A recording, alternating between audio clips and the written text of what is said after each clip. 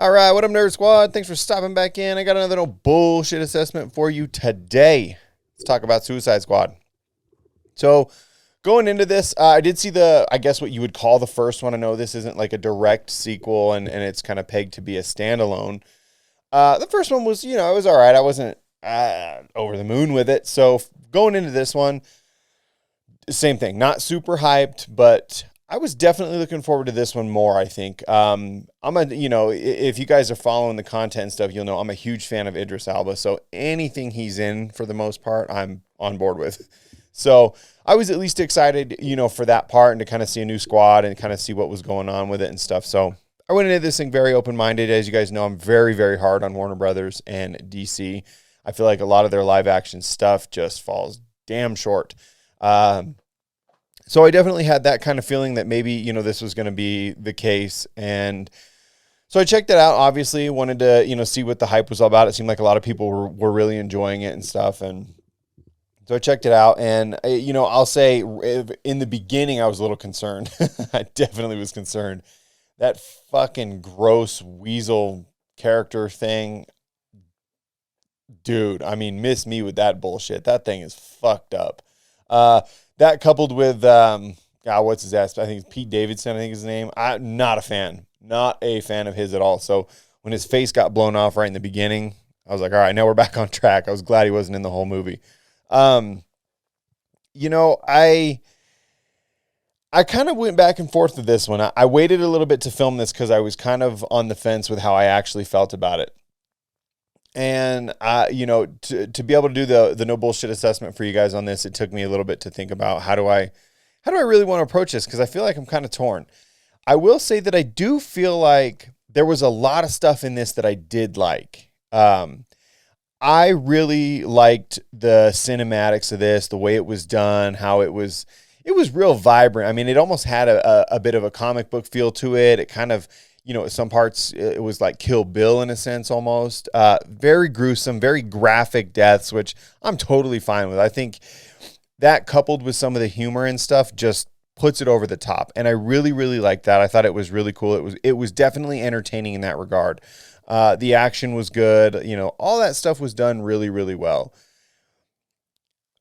Again, Idris Elba is fantastic. To me, he carries this movie. He is, to me, the star of the show. I know a lot of people would probably say maybe Harley Quinn is, but I don't think so. To me, it's Idris Elba all the way as Bloodsport. I think his character is fantastic. I'm still waiting to see him as James Bond. If they would ever do it, please do it. Please do it. But anyway, John Cena's character, the Peacemaker, awesome. I was pleasantly surprised with that character. I thought he was hilarious. I thought it was super funny.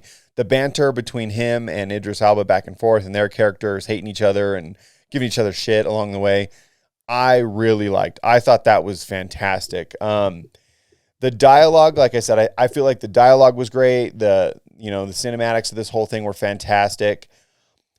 Where this fell short for me was that I didn't really like the story that much. And that's tough for me because that's one of the things I really like to look for in a lot of this stuff is having a good story. And this I wasn't really encapsulated by this story. It didn't draw me in. I just kind of felt like more of the time it was just like waiting for the next joke or funny line. But the story just bombed for me. I did not like it. I did not like this. That they're trying to go figure out what this giant alien starfish with an eyeball thing is that I don't know. Here's the thing. As always, guys, full disclosure, I do not dive that deep into DC Comics. They let me down left and right. So I do know, this stuff does come from the comics and the realm of DC and stuff. So I know that there is an official story to this thing and that it's not just some made up stuff. But for somebody like me who has not done that deep of a dive into DC stuff, and maybe that's why I don't appreciate it as much, this to me just didn't work. I don't like this giant starfish thing. Like, what the fuck is this? Peacemaker. Starfish is a slang term for a butthole. Think there's any connection? No. That was dumb, in my opinion. It was really, really dumb that was the villain. I don't know if this was just to set up the team, maybe like get the banter of the team together for a next movie, which I don't know, because again, everything I saw said this was planning on being a standalone movie, but I don't know. I did see there were talks about, I guess, a Peacemaker series, a TV show, which again, I don't know if this is going to follow this movie or if it's going to be what leads up to this movie. I will check that out though. If John Cena is making a return to that character, I'll check it out because I did feel like he did a great job in this. The character was good. His lines were good. He was super funny and, also very vicious when he needed to be. So I was on board with that. But, again, the story just missed it for me. I didn't like where they were going and what they were doing. And I guess maybe I don't understand that cinematic universe enough to know, like, they talk about Idris Elba's character getting thrown in prison for, putting Superman in the ICU. Like, where the fuck is Superman then? Like, why send in these buttholes to do, to fight this giant space starfish when I guess, Superman could just go pick him up and throw him back into space? I don't know. Maybe that's why I don't appreciate it enough. Leave some comments and let me know how far off I am and if this is actually like a really good character and I'm totally just dumb to it. Again, back to the Weasel thing. I didn't like that shit at all. Like, the Weasel and, King Shark or whatever, I did not enjoy those characters. I thought they were very, very strange.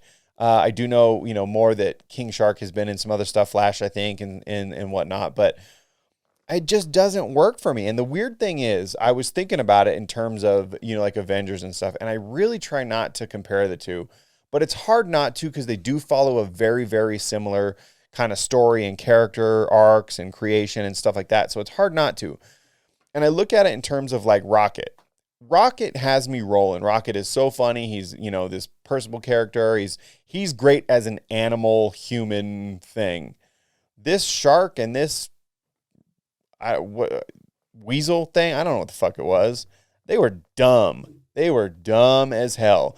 I feel like their characters barely added to the movie. Obviously, the Weasel thing wasn't in it for very long, and it kind of had its end credit scene as well. But the King Shark thing, like, even when I saw that in the previews and the trailers, I kind of was turned off to it. Like, it just, to me, doesn't make a lot of sense. And to not have any kind of background story on him to know, because again, like I said, I didn't deep dive into the comics, so I get that maybe my appreciation for the character is not there because I don't know it going into this. But that being said, if part of your audience is going to be people like me who maybe don't have these full backstories, like, where did this fucking thing come from? How is it surviving out of water? Like, I don't fucking know.